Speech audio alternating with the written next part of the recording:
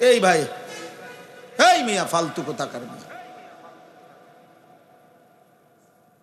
আপনি চোখে দেখেন না লাইট একটা ধরে রাখছে এখানে। আশ্চর্য বিবেক মানুষের। এতবার নিষেধ করার পরে কি কারণ আছে এটা বলেন? হ্যাঁ, আমনো মাথা নোয়াই দেন, এভাবে যে দমক খাইবেন, হে মাথা, আপনার দায়িত্ব হইলো মাথা নোয়াই দেওয়া। বাহ, কি সুন্দর সিস্টেম। এটা কোনো কথা হইল? ওই যে এই ছেলে, দোস্ত তুমি চলে যাও ভাই, এই অসভ্য ছেলে, তুমি যাও ভাই, চলে গেলে আরেকজন মানুষ বসতে পারবে এখানে।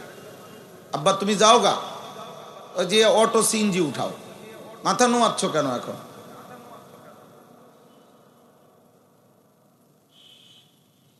হে মনে করছে এখন মাথা নোয়াইলেই শেষ।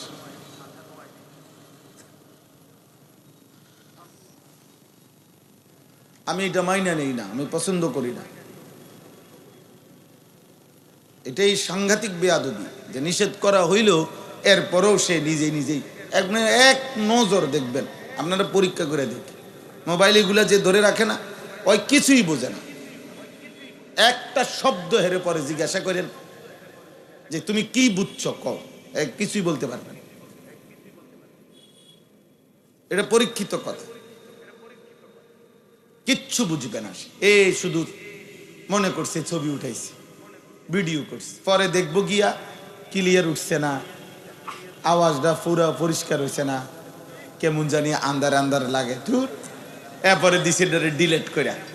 তাইলে বেটা ছাগল, তা আগেই মেহনত করলি কেন? বেহুদা হইল না এটা? এটার লস হইল না? এই জন্য এটা খুব খেয়াল। আল্লাহ আমাদেরকে বুঝ দান করে, আল্লাহ ওরেও মাফ করে, আল্লাহ তোমারও কবুল করে। শুধু একটা অনুরোধ আমার, বিশেষ একটা আদেশ, সেটা হলো এই হাতে ধরা মোবাইলগুলো নামায় ফেলে। মোবাইল হাতে ধরে একজনও ভিডিও রেকর্ড করবেন না। এই জন্য করবেন না, আপনি এতে কিছুই বুঝবেন না। আসলেই বাস্তব সত্য কথা হলো, মোবাইল হাতে ধরে রাখলে দিলের মধ্যে কথা ঢোকে না। এই একটা জাস্ট আসতে একটা প্রদর্শনী আর কি, জাস্ট যে দিক দিয়ে যে দূর পারলাম উঠাইলাম, মোবাইলের মধ্যেই জমা হইল, দিলে আর জমে না কথা। এমনিতে তো মোবাইলে আলহামদুলিল্লাহ আমগো হাজার হাজার সব বক্তাদের ওয়াজ আছে। এক একটা মোবাইলের মধ্যে যে পরিমাণ ওয়াজ আছে, যে পরিমাণ বক্তাদের ওয়াজ আছে, হিসাবে মোবাইলটা বুকে লাগাইবার সাথে সাথেই লোকটা জুনায়েদ বাগদাদি হয়ে যাওয়ার কথা হিসাবে। কারণ এত ওয়াজের তাফে তো এই লোকটা কমপক্ষে বাইজিদ বুস্তামি বা জুনায়েদ বাগদাদির মতো হয়ে যাওয়া হয়েছে। কিন্তু বাস্তবতা হলো এটার দ্বারা তো পরিবর্তন হবে না, পরিবর্তন হবে আল্লাহর বান্দাদের জীবন্ত কথার দ্বারা, সোহবতের দ্বারা, কোরআন সুন্নাহর আলোকে। এই জন্য ভাই সবার কাছে বললাম, যে যেখান থেকে আসছেন, কষ্ট করে আসছেন, আমিও শুনছি, ইন্তেজামওয়ালারা বলছে যে হুজুর অনেক দূর দূর থেকে নওজোয়ান ভাই, সর্বস্তরের মানুষ আপনারা কষ্ট করে আসছেন। তাহলে এতটা কষ্ট করে আইসা এখন এই শুধু কেবল একটা মোবাইল দিয়ে ওই হুল্লুর করলে ভালো হবে না, এটা ইনসাফ হবে না, উচিত হবে না, সুন্দর হবে না।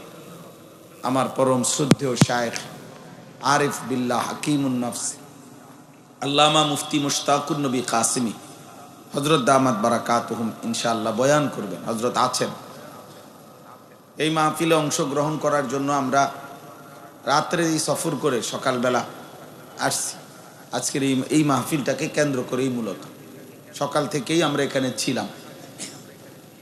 এই জন্য সবার কাছে অনুরোধ হলো, দয়া করে এখন থেকে নিয়ে শেষ পর্যন্ত শায়েখ দামাত বারাকাতুহুমের মুনাজাত পর্যন্ত বয়ান শুনে দোয়া নিয়ে দোয়া করে একসাথে যাবেন। আল্লাহ তৌফিক দান।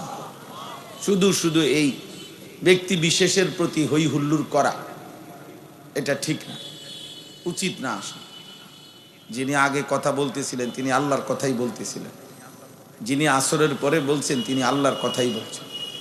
আল্লাহর কথার প্রতি আন্তরিক হওয়া উচিত, নিজের জীবনের জন্য গ্রহণ করা উচিত। ওয়ালাকাদ ওয়াসালনা লাহুমুল কওলা লাআল্লাহুম ইয়াতাযাক্কারুন। আল্লাহ তাআলা বলেন, আমি আমার কথাগুলো কোরআনের মধ্যে বারবার বলেছি যেন আমার বান্দারা উপদেশ গ্রহণ করতে পারে। তাহলে মাকসাদ হইল উপদেশ গ্রহণ। কোনো বক্তার জনপ্রিয়তা কম বেশি এতে কিচ্ছু আসে যায় না। আমি সেই আনিসুর রহমান একটা সময় আমি 4 জন শ্রোতার সামনে 2.5 ঘন্টা 3 ঘন্টা বয়ান করছি। আমার শায়েখ আল্লামা মুফতি মুশতাকুন নবী কাসিমি শায়েখের সাথে আমি এক সময় শত শত মাহফিলে গেছি যে হজরত বয়ান করতে বসছেন, আমি 2 মিনিট কথা বলছি, এর আগে 5 মিনিট কথা বলছি, এতটুকুই ছিল আমার ওয়াজ।